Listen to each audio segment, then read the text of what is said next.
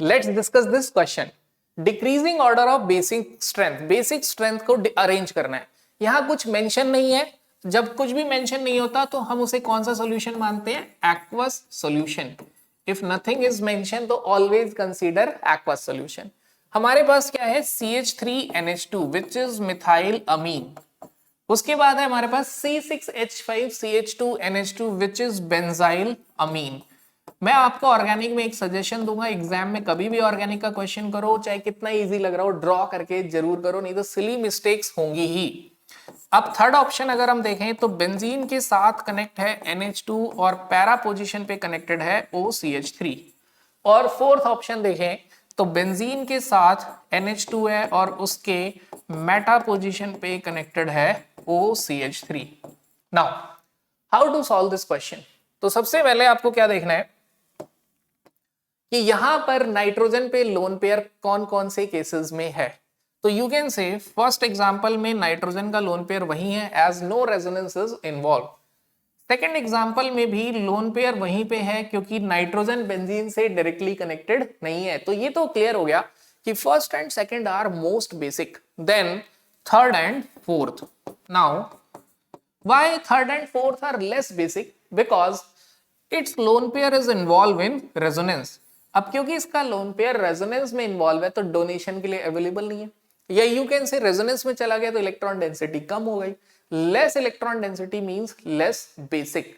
तो यहां कॉन्सेप्ट जो इन्वॉल्व है, सबसे पहला कॉन्सेप्ट है we should have understanding of basic strength. Basic strength का मतलब होता है, दो मतलब होते हैं, high electron density and must available for donation. ये लाइन भी इंपॉर्टेंट है, मस्ट अवेलेबल फॉर डोनेशन। अब आउट ऑफ थर्ड और फोर्थ अगर हम देखें बेसिक स्ट्रेंथ, तो यहां पे हमें पता होना चाहिए basic strength is directly proportional to plus R and inversely minus R. क्योंकि इलेक्ट्रॉनिक इफेक्ट में ये प्रेफरेंस ऑर्डर है, पहले रेजोनेंस देखा जाता है। तो कभी भी ऑक्सीजन ग्रुप बेंजीन से डायरेक्टली कनेक्टेड होगा तो प्लस आर, और अगर इनडायरेक्टली कनेक्ट होगा तो माइनस आर। यहां पे ऑक्सीजन मेटा पे कनेक्टेड है, रेजोनेंस इफेक्ट सिर्फ ऑर्थो और पैरा पे ऑब्जर्व होता है। इलेक्ट्रॉन आता है तो ऑर्थो और पैरा पे आता है, जाता है तो ऑर्थो और पैरा से जाता है। मेटा पे हमेशा इंडक्टिव लगेगा, ऑक्सीजन इलेक्ट्रोनेगेटिव है तो क्या शो करेगा? माइनस आई। बेसिक स्ट्रेंथ समझ लेते हैं, इंडक्टिव इफेक्ट के डायरेक्टली प्लस आई और इनवर्स ऑफ माइनस आई। तो out of first and second which is more basic, again तरीका वही है सोचने का कि कॉमन पार्ट हमेशा आइडेंटिफाई करने की कोशिश करिए। तो अगर आप देखें तो इधर कॉमन पार्ट है CH2NH2, इधर H लगा है which do not show plus I और माइनस आई बिकॉज रेफरेंस होता है ये इंडक्टिव का। जो हाइड्रोजन से ज्यादा इलेक्ट्रोनेगेटिव होता है उसे माइनस आई सीरीज में रखते हैं, जो कम होता है उसे प्लस आई। बेंजीन क्या शो करेगा? माइनस आई।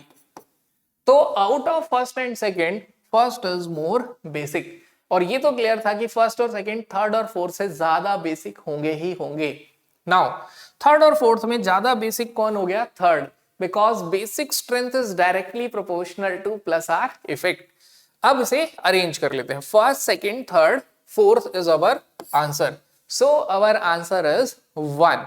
तो एक बार समराइज कर लेते हैं। बेसिक स्ट्रेंथ जो है, सबसे पहले हम देखते हैं कि कॉमन पार्ट कौन सा है क्वेश्चन में, फिर उसके बाद देखते हैं कि directly proportional to plus R, inversely minus R, directly plus I, inverse minus I. हमेशा रेजोनेंस को प्रायोरिटी देंगे as compare to hyperconjugation and inductive. One more point to be noted here, एक और पॉइंट यहाँ पे याद रखना है कि ऑक्सीजन कभी भी डायरेक्टली कनेक्टेड है बेंजीन से तो वो प्लस आर शो करेगा, और इनडायरेक्टली कनेक्टेड है तो माइनस आर शो करेगा। Thank you.